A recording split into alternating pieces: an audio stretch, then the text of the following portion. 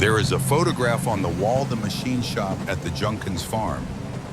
It has been there since 1995 when Mildred Junkins hung it on a nail she drove into the wood herself. In the photograph, Clem Junkins is standing in the doorway All of the right, storage let's shed, fire this up. holding a small metal coupling Pressurize it's up not toward steady, the looks light that good. comes through the gap in the corrugated roof. His Time to hands are check the black with hydraulics. grease. He is wearing a canvas Looks steady, work let's run a jacket and a test. seed cap pushed back on his head. He is not looking at the camera. He is looking at the coupling, examining it the way a man examines This valley something he irrigation made system has himself transformed and our wants to operation. confirm It's more is efficient and has exactly really the way boosted he our thought it yields. would be. It's been a great His investment. expression is calm, not proud, not relieved, just calm in the way of a man who has been patient for a long time and has just been proven right and who does not need anyone else in the room to acknowledge that. His son Dewey walks past that photograph every morning when he goes into the shop. He has never moved it. He has never taken it down. It is in the same place Mildred hung it 30 years ago, and Dewey intends for it to stay there. The man in that photograph never studied engineering. He never took a technical course or earned a certification or apprenticed under anyone with a credential. He grew corn in Hardin County, Iowa, for 56 years on the same 640 acres his father bought with money saved from 2 tours in the Pacific and a decade of renting ground from other men. What Clem Junkins knew about pumps, he learned the same way he learned everything else. He paid attention. He wrote down what he saw, and he did not stop paying attention until he understood the thing completely. The coupling he is holding in that photograph is something he designed himself on graph paper at his kitchen table in the year he turned 67. It is still running in wells across Hardin County today. To understand what that means, you have to go back to the summer of 1951 to a hole in the ground on the west edge of a farm that did not yet belong to anyone named Junkins, and to a boy who was 7 years old and standing at the edge of that hole in August heat, handing tools down to his father. Delbert Junkins was not a man who explained himself while he was working. He had come back from the Pacific in 1946 with a quietness that his wife said was different from the quietness he had left with, though she never described exactly how. He bought the Hardin County land in 1948, 640 acres of black Iowa soil above the alluvial aquifer that fed the Des Moines River Basin.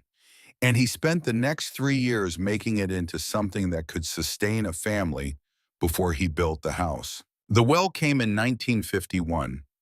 Delbert dug it by hand, an 18-foot shaft down through the sandy soil to the water table below, working in the August heat because August was when the water table was at its lowest and he wanted to know the depth he was committing to. Clem stood at the rim of the hole and passed down tools when Delbert called for them. A crowbar, a short-handled shovel, the level, the pipe wrench with the cracked handle that Delbert never replaced because the crack did not affect the grip. One afternoon, Clem fumbled the pipe wrench and it fell. It hit Delbert on the shoulder and clattered to the bottom of the hole. Delbert climbed up, retrieved it, handed it back to Clem without a word. Not angry, just correcting. Clem held it with both hands after that. When the well was finished, when the casing was in, and the hand pump was mounted, and water was coming up cold and clear from 18 feet below the surface of a farm that had never had running water, Delbert sat on the edge of the hole with his boots in the dirt and said one thing to his son. He said, "Water underground is not something that is just there. It is something you go and get.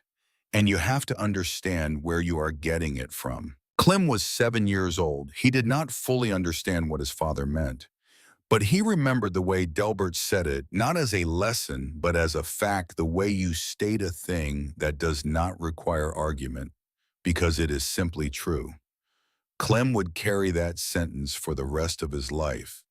He would hear it again in his own mind at specific moments that he could not have predicted in advance. Moments when the sentence suddenly meant something it had not meant before. By 1987, Clem Junkins was 61 years old, and had been farming the same land for 34 years. His father Delbert had died in 1973, and the farm had passed to Clem without ceremony, as these things tend to pass in Iowa through a combination of inheritance and the simple fact that Clem was already there and already knew every drainage tile and fence post and well casing on the property. Clem ran 4 irrigation wells on his land. The pumps in those wells were not the pumps that every other farmer in the county was buying. They were Gould's turbine units, an older design out of Seneca Falls, New York, with bronze impellers and cast iron bowl housings. Clem had bought his first one in 1962 for $340, and it was still running. He had bought 3 more over the following decade, all Gould's, all the same basic design. He maintained them himself. On the shelf above the workbench in his machine shop were 4 3-ring binders, one for each pump, and with every service record, every parts replacement, every measurement he had ever taken going back to 1962. The binders were brown with a red stripe on the spine.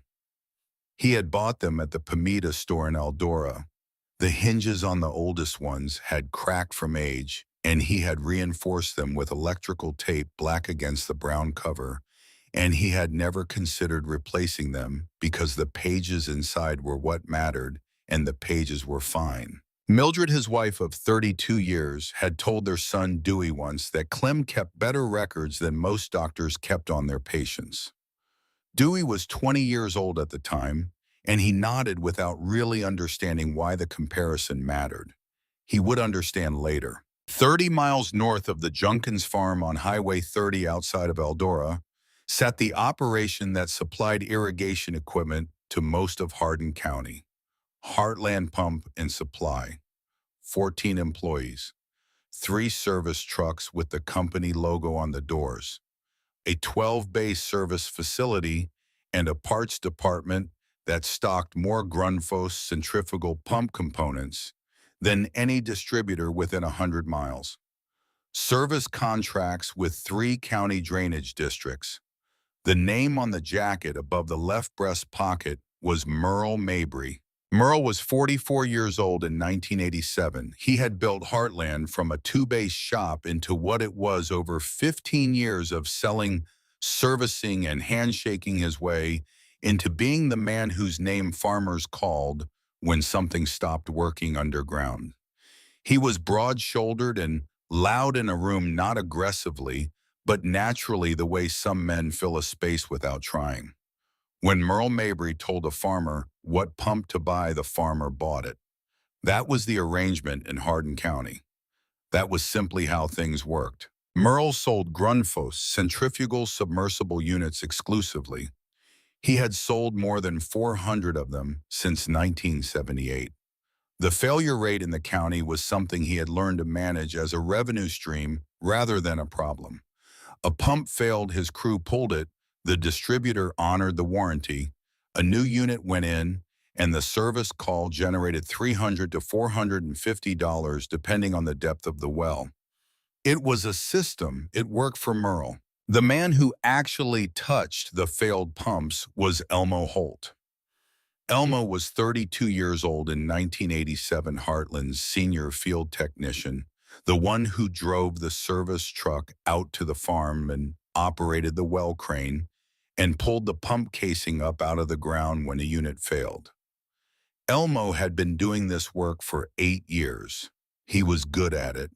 He was not paid to ask questions about why the pumps failed. He was paid to pull them up and put new ones down. What Elmo noticed, in the way that any careful workman notices things about the material he handles every day, was the sand. Every pump he pulled from the county's wells came up with fine alluvial sand in the housing sand, in the impeller clearances, sand in the wear surfaces. He noted this the way he noted the weather or the condition of a gravel road as a feature of the landscape that simply existed. He did not mention it to Merle. It did not seem like his place to mention it.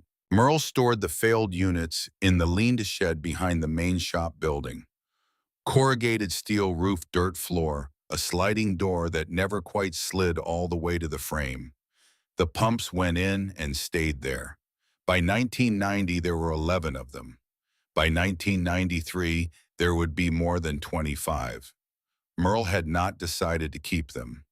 He had simply not gotten around to throwing them away, which is a different thing, though the result looks the same from the outside. In the summer of 1984, 3 years before any of this had fully taken its present shape, Clem Junkins sent a water sample from his #1 well to the Extension Laboratory at Iowa State University in Ames. He did it not because anything had failed and not because he suspected a problem with his own equipment.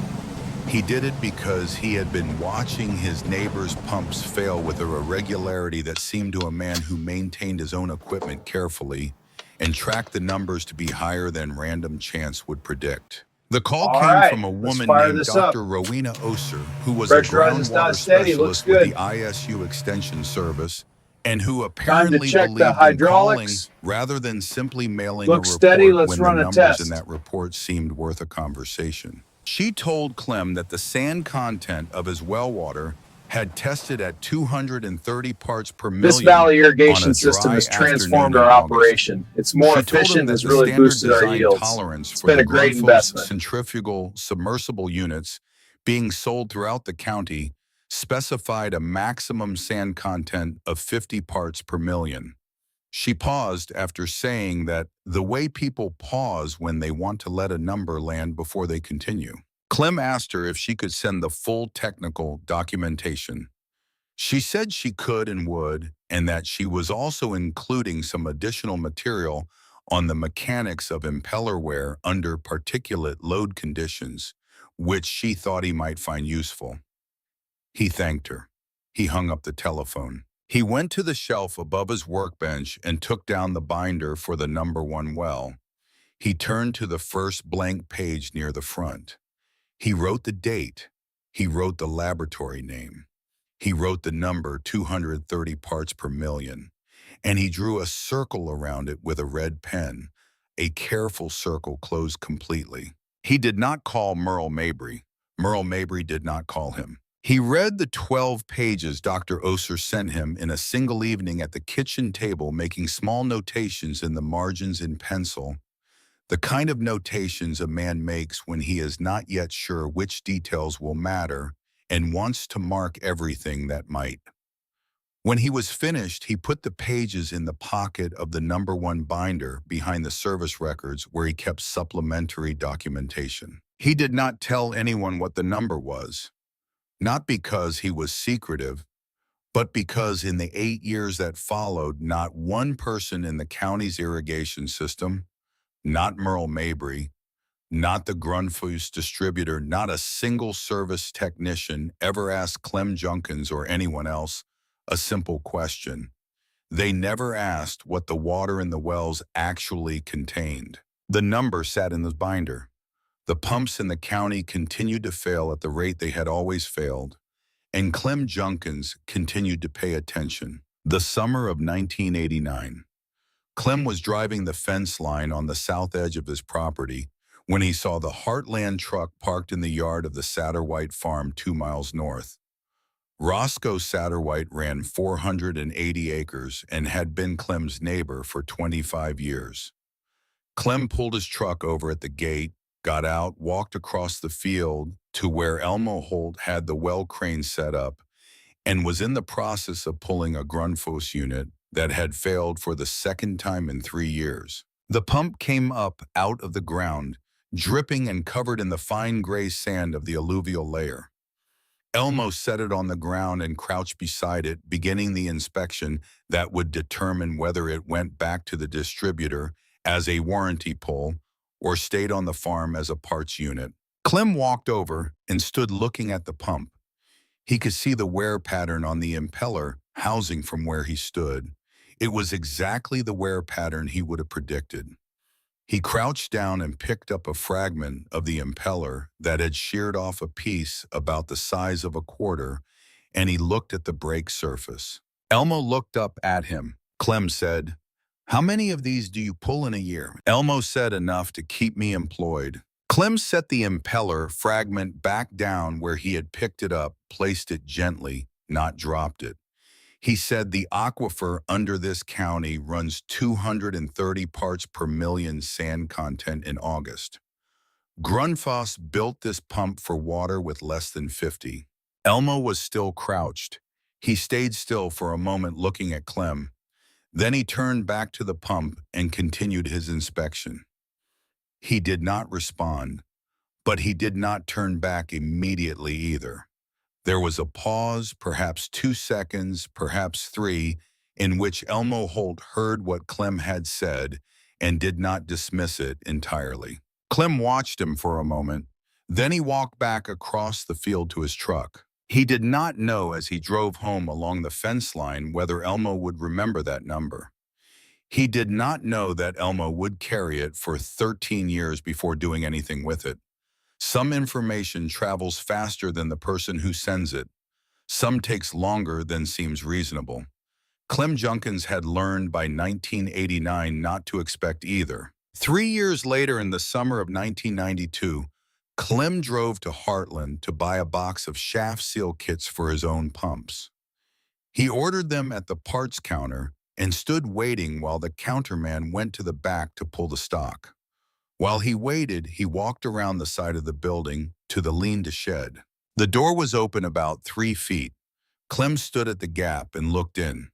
He could see the pumps stacked inside, some upright on their mounting flanges, some on their sides, all of them covered with the particular gray dust that settles on equipment that has been sitting long enough to stop being considered equipment and start being considered inventory of a different kind. He counted what he could see from the doorway. Somewhere between 28 and 32 units, plus additional motor assemblies stacked separately. He stood there long enough to take a reasonable inventory with his eyes. Then he went back to the parts counter, collected his seal kits, put them in his truck, and drove home. That evening, Mildred was washing dishes at the sink when Clem came in from the shop. He stood in the doorway for a moment, still wearing his work jacket. Mildred did not turn around. Clem said, "Do you think I'm a fool?" Mildred set a bowl in the drying rack. She said, "That depends on what you're thinking about doing." Clem said, "I want to ask Merle Mabry if I can have those pumps he keeps in the shed behind his shop." Mildred turned around then. She looked at him the way a woman looks at a man she has been married to for 35 years, which is a look that contains both recognition and evaluation simultaneously. Then she turned back to the sink and said, "Call him." Clem called Merle that night from the telephone in the kitchen. Mildred had gone to read in the living room, but she had not closed the door. Clem explained what he wanted to do. He explained that the Grundfos centrifugal units used a motor frame that was, in his assessment, compatible with a turbine bowl assembly if you had the right adapter coupling machined to connect the 2 shaft diameters. He explained that the turbine bowl design, specifically the Gould's units he had been running for 30 years, used a semi-open impeller geometry with wider passages and water-lubricated bearings that were engineered with the expectation of particulate in the pump fluid. He explained that the alluvial aquifer under Hardin County ran at sand content levels that were 4 times the design tolerance of the centrifugal bowl assemblies being used. He explained that what he wanted to try was a hybrid unit, a Grundfos motor, with a Gould's turbine bowl connected by a custom coupling, which he believed would produce a pump that was designed for the actual conditions of the water it would be pumping. There was a silence on the line, not a confused silence, a calculating one. Then Merle Mabry laughed. It was not a cruel laugh. That is worth saying clearly. Merle Mabry was not a cruel man. It was the laugh of a man who has spent 15 years building something and believes that the building of it has taught him everything the subject has to teach, and who encounters a proposal from outside the boundaries of what the business has taught him and locates that proposal in the category of things that do not require serious consideration. It was a laugh that said he had sold 400 of these pumps and had service contracts with 3 drainage districts and employed 14 people, and thought he knew something about irrigation equipment that a farmer with a bench vise probably did not. Merle told him the motors were burned or corroded or both. He told him no manufacturer would support or warranty a hybrid rebuild. He told him that if Clem wanted to spend his time in his shop playing with broken equipment, that was his business, but Merle would not be responsible for what happened when a cobbled-together unit went down a well and failed.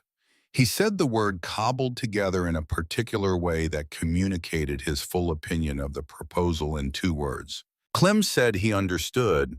He asked if he could have the pumps. Merle said, "Sure, come get them. It'll clean out my shed." Clem hung up the telephone.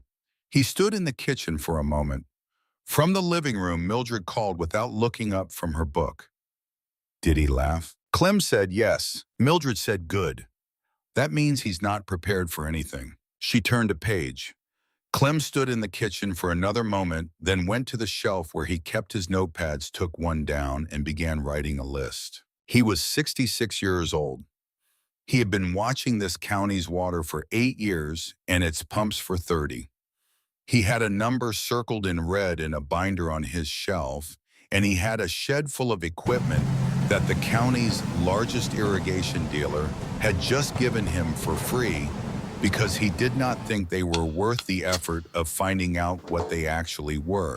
Merle Mabry had made his decision based on what he believed the pumps were. All right, Clem let's fire Junkins this up. intended to base his on what he could Pressurize measure. not steady. He Looks made good. 3 trips with the borrowed flatbed trailer, Time and by to the check second the week hydraulics. of September 1992, Looks steady. he Let's had run a 41 test. pump units stacked on wooden pallets in the large shed behind his machine shop, plus 17 loose motor assemblies, plus 4 This valley 5-gallon irrigation buckets of system has impeller transformed stacks our and operation. shaft It's more components, efficient and has really and boosted wear our rings that had yields. been It's been a separated great from their investment. housings at some point and never reassembled.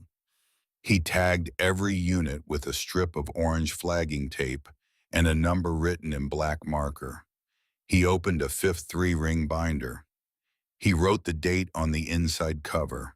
He wrote nothing else yet because there was nothing else to write. The work of understanding what he had came before the work of recording it. Dewey helped him unload. He was 25 years old that September, lean and quiet, in the way of young men who have grown up watching a father who does not waste motion, and he stacked the units where Clem pointed without asking many questions. When the last pallet was set and the trailer was unhitched, and they were standing in the shed looking at what they had accumulated, Dewey finally asked what Clem intended to do with all of it. Clem said, "Find out what's still usable." Dewey said Merle Mabry told half the county these were scrap. Clem picked up one of the bowl assemblies from the nearest pallet. He turned it in his hands, looked at the discharge head, ran his thumb along the column pipe where it threaded into the housing. He set it back down. He said Merle Mabry never measured the impeller clearance on a single one of these before he called them scrap. That's the only reason he called them that. Dewey did not answer. He stood looking at the pallet. Clem was already reaching for the next unit. What Clem found over the following 3 weeks of disassembly confirmed what he had expected, which is not the same as making it simple. 23 of the 41 motor assemblies were genuinely finished. The windings had burned, or the housings had cracked from freeze damage, or the rotors had corroded to the point where the shaft clearances were gone, and no practical rebuild would recover them. Clem set those aside without sentiment. He had not expected them all to be salvageable, and he was not disappointed by the ones that were not. 18 motors were different. The frames were intact. When he put a meter on the windings, he got continuity. The shaft seals had failed completely, and in several cases the failure had allowed sand and water into the motor cavity, but the damage was limited to the seal and the immediate bearing surfaces. That was damage you could address. That was not a motor that was finished. That was a motor that had been abandoned before anyone asked whether it was finished. The bowl assemblies were the finding that mattered most. All 41 of them were repairable, every single one. The centrifugal impellers were worn, some of them worn past specification, but the bowl housings and discharge heads and column pipe sections were sound. The castings had not failed. The threads were good. The wear was in the impellers, and the impellers were the part he intended to replace anyway. He recorded every measurement in the new binder. Impeller clearance shaft, run-out bearing surface condition housing integrity. Each unit got its own page. He worked methodically through November, and by the time the first hard freeze came to Hardin County, he had a complete accounting of what he had. Then he picked up the telephone and called Floyd Dobbins in Omaha. Floyd Dobbins had been selling Gould's parts out of an Omaha distributorship for 30 years, and he had been Clem's primary parts contact for most of that time. He was the kind of man who listened completely before speaking, which in Clem's experience was rarer than it ought to be among people who sold things for a living. Clem explained the project. He explained the motor inventory he was working with, the bowl assemblies he intended to replace with Gould's turbine units, and the adapter coupling he would need to connect the Gould's bowl shaft to the Grundfos motor shaft. Floyd listened without interrupting. When Clem finished, Floyd was quiet for a moment. Then Floyd said, "The coupling concept is mechanically sound. Clem, I can see why you think it would work, but I have to be straight with you. Gould's won't put their name on a configuration like that. I can sell you the bowl assemblies as replacement parts, and what you do with them after that is your business and your conscience. But there won't be any documentation from us supporting the hybrid configuration." Clem said that was fine. He started to give Floyd the part numbers for the bowl assemblies he needed. Floyd stopped him. He said, "There's something else. And I'm telling you this because we've done business for 30 years and because I think you ought to know it." He paused. He said, "We've known about the sand problem in alluvial aquifer systems like yours for a long time. It's not a secret internally. Centrifugal submersibles underperform in high particulate conditions, and everybody in the distribution chain knows it. But the dealers aren't complaining to us because they're generating service revenue every time a unit fails. And we don't have a reason to push them toward a configuration that produces fewer service calls." Clem said nothing for a moment. Then he said, "Thank you, Floyd." He hung up the telephone. He opened the fifth binder to a fresh page. He did not write down what Floyd had told him about the distribution system's awareness of the problem. That was not technical information. It was not something he needed to record to do the work. He wrote down the part numbers. He wrote down the quantities. He wrote down the delivery lead time Floyd had given him. He sat at the workbench for a while after that, not writing anything, just sitting. He was not angry. He had lived 66 years and farmed 640 acres and buried his father and raised a son and maintained 4 wells by himself, and he had long since learned that the world arranging itself for the convenience of people who profit from a problem is not a surprise. It is simply a condition. The question is always what you intend to do about the condition, not whether the condition is fair. He picked up his pencil and went back to work. The adapter couplings did not exist in any catalog. Clem spent 3 evenings at the kitchen table designing them. He had his micrometer and his shaft diameter measurements from both the Grundfos motor output shaft and the Gould's bowl assembly input shaft, and he had graph paper and a mechanical pencil and a cup of coffee that Mildred refilled twice without being asked. On the 3rd evening, Mildred sat down across from him. She looked at the drawing. She could not read an engineering drawing and did not pretend to. She looked at it the way a person looks at something they respect without understanding, which is its own kind of seeing. She said, "Your father would have wanted to see this." Clem did not look up from the drawing. He made a small correction to a dimension. After a moment, he said, "He's the one who taught me how to hold a caliper." Mildred said nothing more. She got up and took her coffee to the living room. Clem sat with the drawing for another hour, checking every dimension twice, and when he was satisfied, he folded it carefully and put it in his jacket pocket. The next morning, he drove to Council Bluffs to find Garland Stenger. Garland ran a precision machining shop in a metal building on the south edge of Council Bluffs, the kind of operation that exists in every small industrial city and that most people drive past without knowing what happens inside. He had been doing close tolerance work for farmers and small manufacturers in the region for over 20 years. Clem had used him twice before for parts that could not be sourced through normal channels, and Garland had never been wrong on a dimension yet. Clem put the drawing on Garland's workbench. Garland picked it up and studied it. He turned it over. He turned it back. He looked at it for about 90 seconds. He said, "Where did you get this drawn up?" Clem said, "I drew it." Garland looked at the drawing again. Then he looked at Clem. He said, "You do any engineering training?" Clem said, "No, I grow corn." Garland set the drawing down on the bench. He looked at it one more time in the way a machinist looks at a drawing when he is no longer evaluating whether he can make it, but is instead thinking about how. He said he could have them ready in 2 weeks. He asked how many Clem needed. Clem said 18 to start. Garland nodded. He said he would make 23.5 extras at no additional charge in case Clem needed them down the line. Clem said he appreciated that. Garland said it was nothing.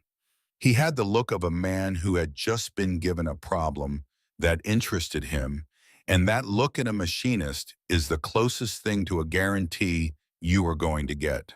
The rebuilds took 3 winters. That is the plain fact of it, and the plain fact contains something important. Clem was not in a hurry. He had a farm to run. He had 4 of his own wells to maintain. He had a son who was beginning to take on more of the field work, and a wife who had opinions about how much of the kitchen table got occupied by pump components on any given evening. He worked on the rebuilds in December and January and February, when the fields were frozen and the days were short, and there was time for bench work that did not exist in the other 9 months. Dewey started coming to the shop in the evenings during the second winter. He did not announce this. He did not ask permission. He simply appeared one night in January of 1994 when Clem was measuring bearing clearances on unit number 7, and he sat down on the stool beside the bench and picked up a wrench without saying anything. They worked together for 2 hours that first night. Clem showed him how to read the micrometer and how to record the measurements in the correct format date first, then unit number, then component, then measured value, then acceptable range, then notation on whether the measurement was within tolerance or required action. Dewey learned it the way Clem had learned most things, by doing it repeatedly until his hands knew it without his mind having to supervise. One night in February, Dewey looked up from a shaft he was cleaning and said, "Why don't you just buy new units? The time you're putting into this has to be worth more than the cost difference." Clem set down the micrometer. He looked at Dewey for a moment. He said, "A new unit will fail for the same reason these failed. Do you know what that reason is?" Dewey was quiet. Clem said, "Because nobody asked what was in the water before they put the pump in. That's the only reason, not bad engineering, not bad luck. Nobody asked one question." He picked up the micrometer and went back to work. Dewey did not argue. He went back to the shaft he was cleaning. But something had shifted in how he was sitting, in the angle of his attention, in the quality of his silence. It was the shift of a man who has just understood that the work he is participating in is not only the work he can see. The first completed hybrid unit came off the test stand in February of 1993, before Dewey had started coming to the shop when Clem was still working alone. He had built a recirculating test loop from a 50-gallon stock tank and salvaged pipe fittings, and he had added a measured quantity of Des Moines River sand to the water to simulate the particulate load of the county's aquifer. He ran the unit for 72 hours. He pulled it, he disassembled it, and measured every wear surface and recorded every number. The impeller clearances had moved 0.02 of an inch from where they had been at the start of the run. He ran it for another 72 hours. The numbers moved by less than one additional thousandth. He called Floyd Dobbins and read him the figures. Floyd said, "That's better than a new centrifugal unit would do in those conditions." Clem said, "I know." By the end of the third winter, by the spring of 1996, he had 18 complete hybrid units standing on wooden pallets in the shed, tagged and numbered, each one tested on the stand, each one with a service record in the binder. He had spent approximately $14,000 on parts, machining time, and materials. The same 18 Grundfos units, purchased new from Heartland and installed, would have cost somewhere north of $60,000. He did not call Merle Mabry to tell him. What was happening at Heartland Pump and Supply during those same years was a different kind of accumulation. Merle had continued selling Grundfos units and pulling failed ones and managing the warranty replacement cycle that had always been the financial backbone of his service operation. The system worked. He had no particular reason to examine it. Then in 2001, it stopped working the way it had. The Grundfos distributor that Heartland used had been acquired by a larger regional operation, and the new ownership renegotiated the warranty terms. The replacement window was cut from 2 years to 18 months. More significantly, the new terms required documented water quality testing at the time of installation before any warranty claim would be honored. The distributor's reasoning was straightforward. They were absorbing too many replacement costs on units that were failing in conditions outside the product's design parameters, and they wanted documentation that installations were being made in appropriate conditions. Merle had never done water quality testing. He had never told his customers they needed it. He had never thought about the question. The first warranty claim under the new terms came back denied. Merle called the distributor and argued for 45 minutes and lost. He covered the cost of the replacement unit himself. He covered the next 3 as well, each one a several $100 hit that the old system would have absorbed automatically. After the 4th denial, he changed his installation contracts to require water quality testing, which added $180 to every new pump sale, and which his customers received with the particular silence of people who are paying more for something they were not paying for before and cannot quite articulate why. His margins compressed. His 2 most experienced service technicians left in 2002, one to a competitor and one to a different trade entirely, and Merle did not replace them. The 14-employee shop that had been the largest irrigation operation in the county had become an 8-employee shop by the end of that year. Elmo Holt was still there. He had been pulling pumps for Heartland for 15 years by 2002, and he had watched the change in the warranty terms with the particular attention of a man who does physical work and understands that when the paperwork changes, it is usually because something in the physical reality was always different from what the paperwork assumed. He did not discuss this with Merle. He kept pulling pumps and noting the sand in the housings and remembering with increasing frequency a conversation at a fence line in 1989 that he had not responded to. Before those installations reached 11, before Roscoe Satterwhite ever called, Clem had already received a warning that the county was paying attention. In the autumn of 1997, Clem had quietly installed 3 hybrid units for nearby neighbors at cost without advertising. The installations had gone without incident. But 3 installations in a county where Merle Mabry had service relationships with most of the farmers was apparently enough to generate a conversation that Clem had not anticipated. Sheriff Theron was 50 years old and had been playing bowling league with Merle Mabry on Tuesday nights for 20 years. He was not a dishonest man. He was a man who had a friend with a concern and who believed that paying a visit to address the concern was part of the job he had been elected to do. He pulled his cruiser into Clem's yard on a Tuesday afternoon without calling ahead, which Clem noticed and noted. Theron stood in the yard with his hands in the pockets of his jacket. He said, "Clem, I've been hearing you're installing pump equipment for farmers around the county. You got a contractor's license for that. You carrying commercial liability coverage." Clem said, "Come inside, Sheriff." He took Theron into the machine shop. He opened the binder. He showed him the test records, the measurement logs, the installation documentation. He showed him 3 pages of installation records for the 3 neighbors. He showed him the adapter coupling drawing on graph paper. Theron looked at it all without reading any of it carefully, which told Clem that the concern Theron was here to express had not originated with Theron. Clem said, "I'm not selling equipment.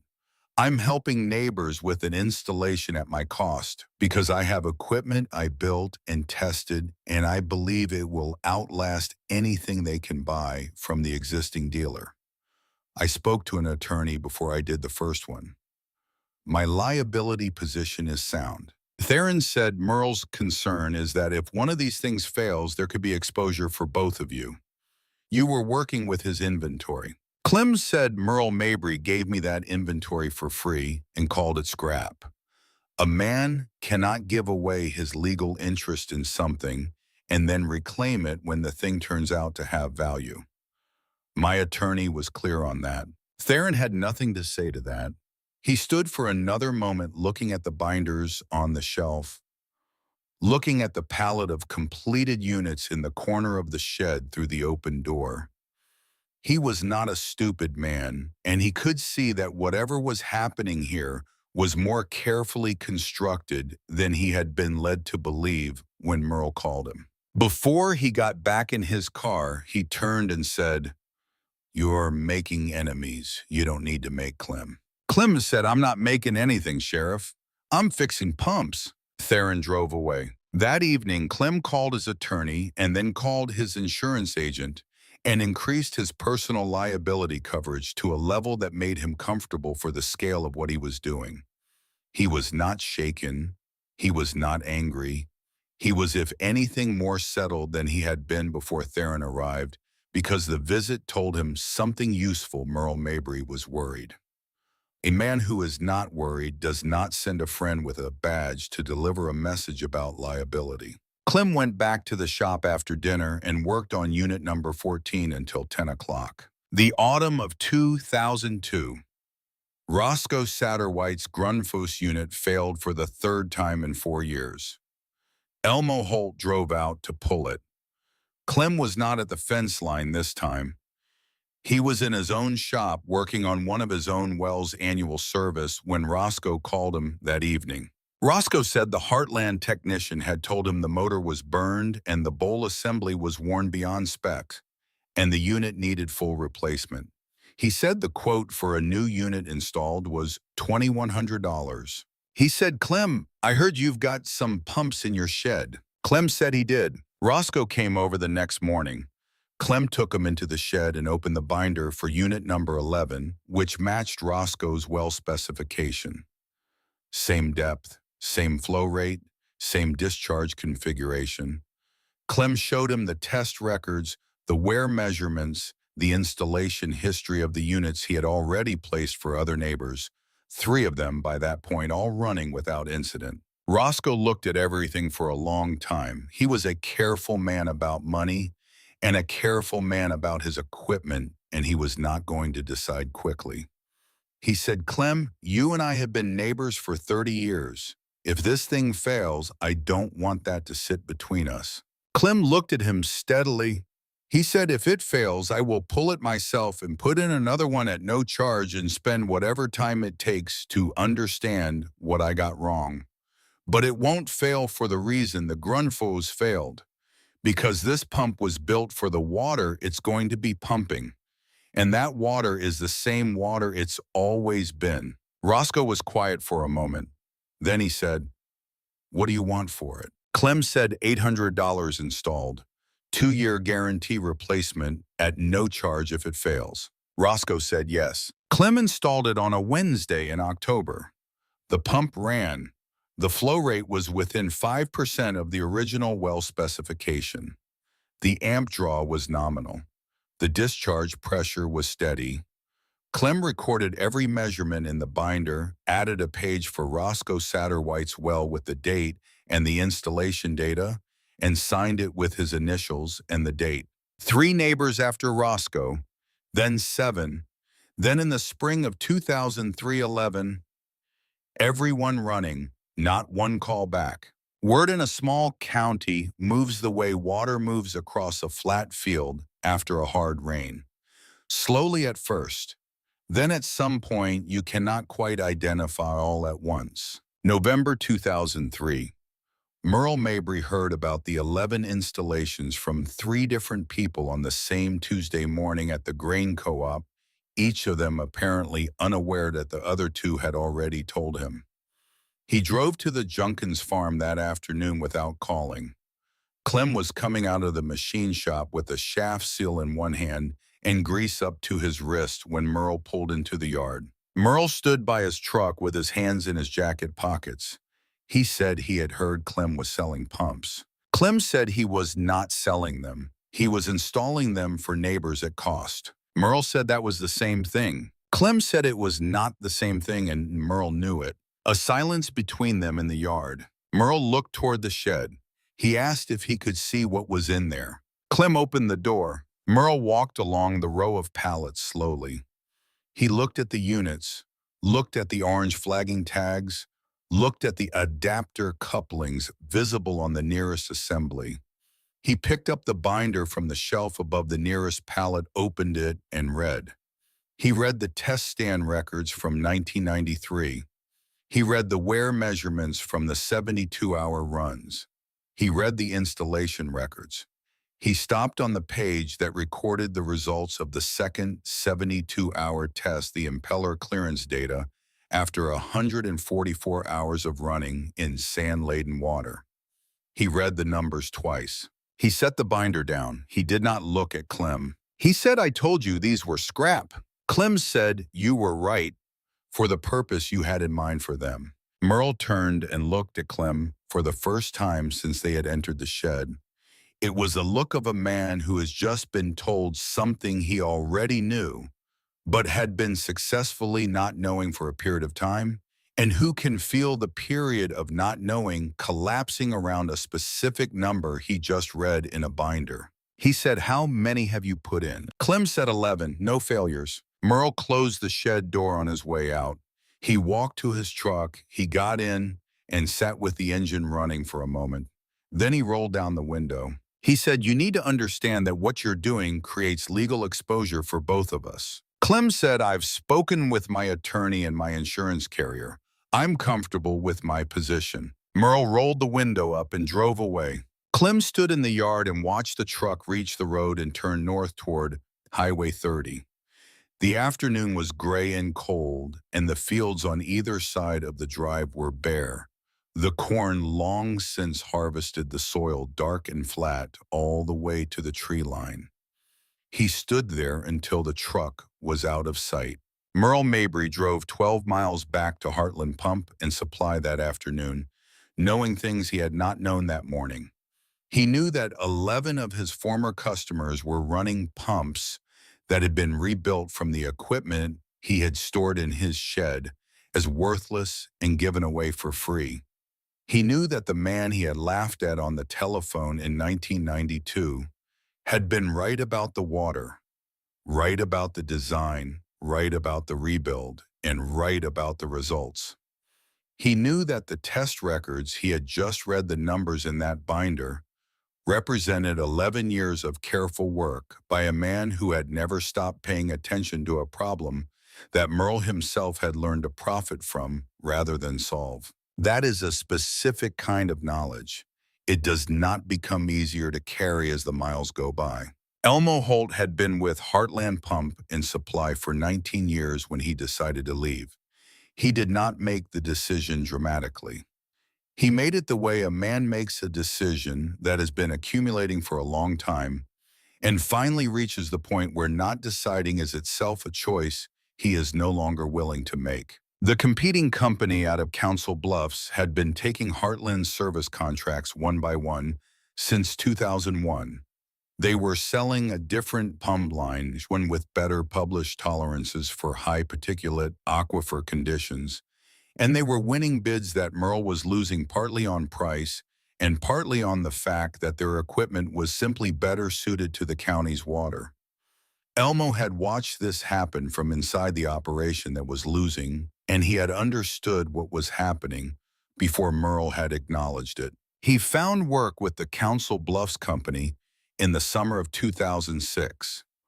On his last day at Heartland, he cleaned out his toolbox and loaded it into his personal truck and carried his jacket to the rack by the door. He stopped outside Merle's office. The door was open. He said, "Merle, did you ever test the water quality in any of the wells before you installed a unit?" Merle looked up from his desk. He said, "Why are you asking me that?" Elmo said, "Just asking." He picked up his toolbox and walked out. He did not look back. Merle sat at his desk for a long time after Elmo left. The question was not complicated. The answer was no. He had never tested the water, had never thought it necessary, had never considered that the variable most relevant to whether a pump would last was a variable he had never once measured in 15 years of selling into this county. He sat with that for a while. The shop was quiet around him. Two of his remaining employees were in the service bay. The other one had called in sick. The building that had been built for 14 people held 4, and the extra space had a particular quality of emptiness that is different from a space that was always empty. He did not call anyone. He closed the folder on his desk and went home. At his new company, Elmo began testing water quality at every installation. Not because anyone required it, not because a regulation mandated it, because a man he had not listened to in 1989 had given him a number that turned out to be the most important number in the county's irrigation history, and Elmo had spent 17 years watching what happened to people who did not know that number, and he was done being one of those people. He never mentioned Clem Junkin's name when he explained the practice to his new colleagues. He just did it consistently on every job, and when younger technicians asked him why, he said it was because you could not build something that worked without first understanding what it was going to work in. He said it as a fact, not a lesson. The way you say a thing that is simply true. February 2007. Merle Mabry called his 4 remaining employees into the shop on a Monday morning. He told them he was closing at the end of the month. He told them he would pay them through the end of March. He thanked them for their work. He shook each hand. He sold the building and the remaining inventory to the Council Bluffs competitor and moved to a house in Avoca 20 miles west where he had a large yard and the intention of growing a garden. He was 64 years old. He had built something over 15 years and then watched it come apart over 6, and the arithmetic of that was not something he talked about with anyone. Clem heard the news from Roscoe Satterwhite, who heard it at the co-op. Clem was 81 years old by then and had been farming the same land for 54 years. He had installed 22 hybrid units for neighbors over 4 years. 7 units remained in the shed. Not one of the 22 installations had generated a callback. Dewey had been running the farm alongside his father since 1998, and the transition of operational control had been happening gradually for years before Clem's health made it formal.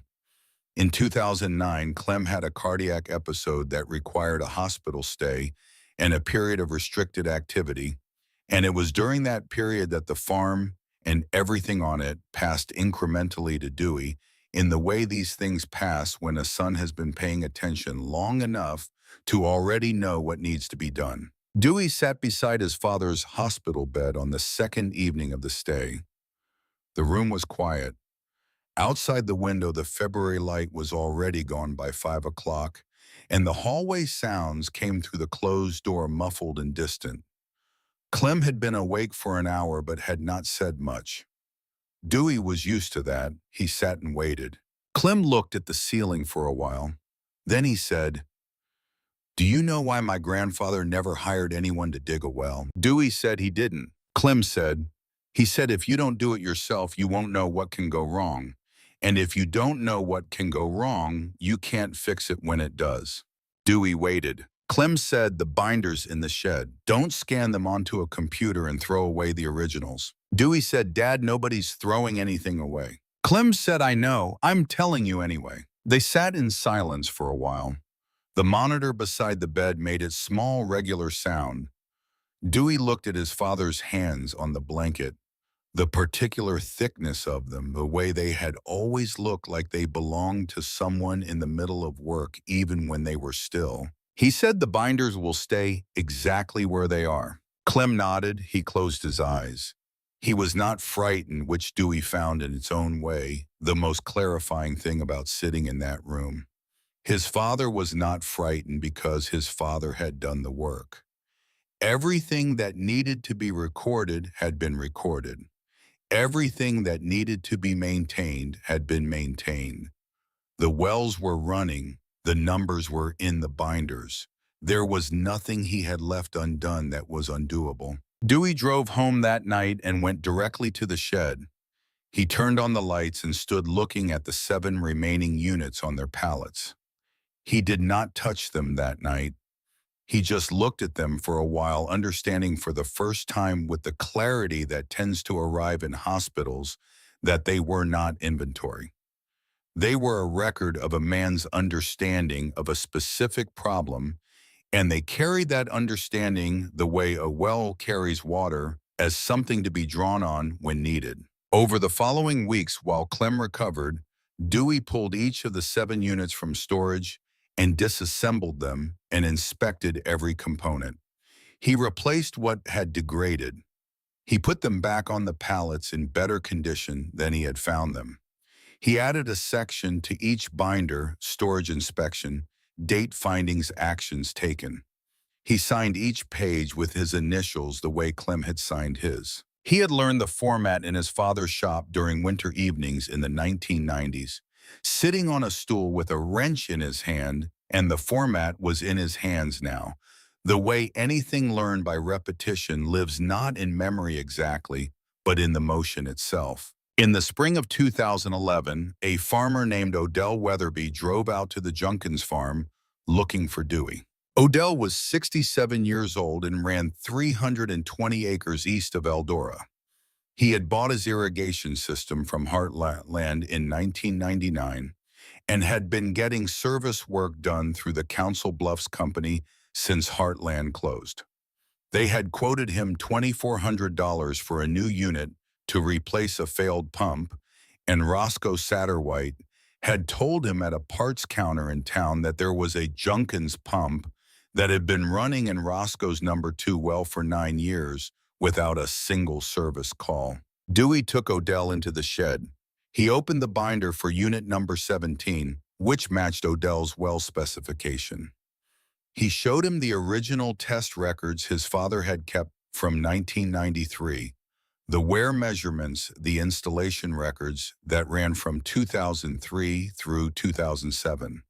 He showed him the storage inspection Dewey had completed in 2009. He showed him the adapter couplings drawing on graph paper, Clem's handwriting in the dimension annotations, the pencil lines still clean after 18 years. Odell held the drawing for a moment. He was not an engineer and could not evaluate the drawing technically, but he looked at it the way a man who has worked with his hands for 40 years looks at the work of another man who has worked with his hands for 40 years. He could see the care in it. He could see that the dimensions had been written and checked and written again. He could see that this was not a guess. He said, "Dewey, how old was your father when he drew this?" Dewey said, 67, same age you are right now. Odell looked up from the drawing. Something crossed his face that was not quite surprise and not quite recognition, but something between the two. The expression of a man who has just been handed an unexpected mirror. He looked at the drawing for another moment, then he set it down carefully on the bench. He said, "I'll take the pump." Dewey installed it on a Thursday in April of 2011. He recorded the installation in the binder. The flow rate, the amp draw, the discharge pressure, all of it within normal parameters. He signed the page and dated it. Odell Weatherby's pump is still running. Clem Junkins died in March of 2013. He was 87 years old. He had farmed 640 acres in Hardin County for 56 years, and in all of that time, not one of his own pumps had ever failed during service. The last entry in his personal pump binder was dated October of 2012, 5 months before he died. He had pulled the number 3 well pump for its scheduled 5-year service. He had measured the impeller clearances and replaced the shaft seal and recorded the bearing clearances and reinstalled the unit. The wear measurements were consistent with where they had been 5 years prior, holding steady in the way of something designed to last. He noted this on the page in his careful handwriting. At the bottom of the page, in the space he left for general observations, he wrote 4 words. Design holding up well. That was all. He did not add anything else because there was nothing else to add. The numbers said what needed to be said. The 4 words confirmed what the numbers said. That was the complete record. The funeral was at First Lutheran Church in Eldora. 200 people came, which in a county of that size is a number that means something. Roscoe Satterwhite was there in the 4th row on the right side. Odell Weatherby sat beside him. The 11 other farmers who had Clem's rebuilt pumps running in their wells were distributed through the congregation. Dewey sat in the front row with his wife and his 2 children, Vera, who was 22 and studying agricultural engineering at Iowa State, and Vern, who was 19 and had been working on the farm since he was old enough to be useful with tools. Merle Mabry sat in the last row. He had driven from Avoca 40 minutes each way, and he sat in the back of the church during the service without speaking to anyone near him. He held his program with both hands. He sang the hymns. He listened to the 2 eulogies, one from a neighbor who had known Clem since the 1960s, and one from Dewey, who spoke for 8 minutes in the measured cadence of a man who has thought about what he wants to say and is saying exactly that and nothing more. Afterward, in the fellowship hall, the family had arranged photographs on a folding table near the door. Clem on his tractor in 1971. Clem and Delbert standing in front of the farmhouse in 1960, both of them squinting into the same afternoon light, the resemblance between them, the kind that becomes more obvious as the years separate you from it. Clem and Mildred at some county event in the 1980s, both of them looking at something outside the frame of the photograph, and both of them smiling at whatever it was. And one more photograph. Mildred had taken it in 1995, the one with the coupling. Merle Mabry stood in front of that photograph for a long time. He looked at it the way a man looks at evidence of something he already knew, but had managed for years to keep at a certain distance from himself. The photograph did not allow that distance. It showed a man doing the work that Merle had laughed at and then spent 6 years watching dismantle everything he had built, and the man in the photograph was not angry, was not vindicated, was not performing anything for anyone. He was just looking at a coupling he had made, confirming that it was what he thought it was. Merle set down his coffee cup on the edge of the table. He walked to the door. He walked to his car. He sat in the parking lot for a moment, then drove west toward Avoca.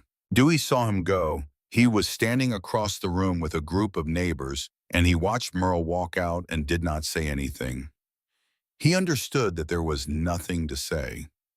Merle Mabry had driven 40 minutes to sit in the back of a church and stand in front of a photograph, and whatever that cost him was something he was paying privately, and that was between Merle and himself. Elmo Holt stood in the hallway outside the fellowship hall during the reception. He was wearing a jacket and tie, which he clearly was not accustomed to, and he had his hat in both hands. Dewey noticed him there and walked over. They shook hands. Elmo said, "I'm sorry about your father." Dewey said, "Thank you for coming." Elmo looked at the hat in his hands for a moment. He said, "Your father told me something in 1989 that I didn't listen to. It took me 13 years to understand he was right." Dewey said, "He wasn't angry about that." Elmo said, "I know. That's the part I couldn't understand for a long time." Dewey looked at him. He said he wasn't angry because being right wasn't the point. Fixing the pump was the point. Elmo nodded slowly. He looked across the room toward the photograph table, toward the picture of Clem with the coupling in his hands. He stood there for a moment longer. Then he put on his hat and went out. Vera Junkins came home from Iowa State in the summer of 2014 with a degree in agricultural engineering and ideas that Dewey described privately to his wife as making his father seem conservative by comparison. She had her grandfather's notebooks. She had her grandfather's habits of observation and documentation. She had also spent 4 years studying soil mechanics, hydraulic systems, and precision agriculture technology, and she had come back with a specific proposal she laid out on the kitchen table 3 months after she arrived. She had read every page of every binder before she made the proposal. She had started with the oldest one, the #1 well binder from 1962, and she had read it cover to cover, including the supplementary materials in the back pocket, including the 12 pages from Dr. Rowena Oser at ISU Extension, including the circled number on the inside front page. She had sat with that binder in the shed for most of an afternoon, and when she came in for dinner, Dewey had asked what she thought, and she had said, "Grandpa designed a quality control system better than most of the ones I studied at Iowa State." Dewey had said he just wrote down what he saw. Vera had said that's what a quality control system is. She found something else in the fifth binder. One Clem had opened when he began the rebuild project in 1992. Between 2 pages near the middle, she found a sheet of paper folded into quarters. She unfolded it carefully. It was a handwritten list of 41 entries in her grandfather's handwriting. Each entry was a unit number, and beside 23 of them was a small X, and beside the remaining 18 was a small check mark. This was the initial sorting accord. Clem had written it from memory after 3 days of disassembly work, before he had run a single measurement based solely on what his hands and eyes had told him during the teardown. Every unit he had marked with a check mark had gone on to be successfully rebuilt. Every unit he had marked with an X had been confirmed as non-rebuildable when he ran the measurements. He had been right on all 41. Vera refolded the paper along its original creases and placed it back exactly where she had found it. Then she came to Dewey with her proposal. The VFD project was Vera's. Variable frequency drive controllers would allow the pumps to modulate their output continuously based on real-time data from soil moisture sensors distributed through the fields. Instead of running at constant speed and constant flow, regardless of what the soil actually needed, the pumps would deliver water at the rate the crop required at that specific moment. A Kansas State University study published in 2017 had documented energy savings between 30 and 40% in field trials on comparable systems. The installation cost per unit was approximately $1,200 in controller hardware. At current energy prices, the payback period was under 3 years per well. Dewey sat at the kitchen table and read through the Kansas State study that Vera had printed and placed in front of him. He looked at the number she had written on a yellow legal pad, the same brand of legal pad Clem had always used, which Dewey suspected was not a coincidence. He was quiet for a long time. Then he said, "Your grandfather would have done the same thing." Vera said, "I know." Dewey said, "Do all 5. He pushed back from the table. He stood up and went to the window and looked out at the yard for a moment. Then he came back to the table and picked up the legal pad and looked at Vera's numbers again. He picked up a pen and wrote something at the bottom of the page. Vera from across the table could see that he was writing a note to himself, not to her, and she did not ask what it said. What Dewey wrote was, check installation records at 1 year. Update binders before anything else. He did not show her. She did not need to be shown. She would know to do it. Vera spent the spring and summer of 2019 installing the VFD controllers and the soil moisture sensor network. She worked methodically through the 5 units, commissioning each one and running it through a calibration period before moving to the next. She updated the binders as she went, adding a new section to each one for the VFD installation date, controller model, sensor placement, calibration parameters, baseline performance data. She wrote in her own handwriting in the same format Clem had established in 1962, the same format Dewey had learned on winter evenings in the 1990s. She also, without asking Dewey's permission, bought an external hard drive and began scanning every page of every binder. She did this in the evenings after Dewey had gone in for the night. She did not replace anything. She did not reorganize anything. She simply created a copy of the record that would survive a fire or a flood, and she stored it in 2 places: the hard drive and a cloud backup service that Dewey did not know existed and did not need to know about yet. When Dewey eventually noticed the scanner on the workbench, he looked at it for a moment and then looked at Vera. She held his gaze. He said, "The originals stay where they are." Vera said, "The originals stay where they are."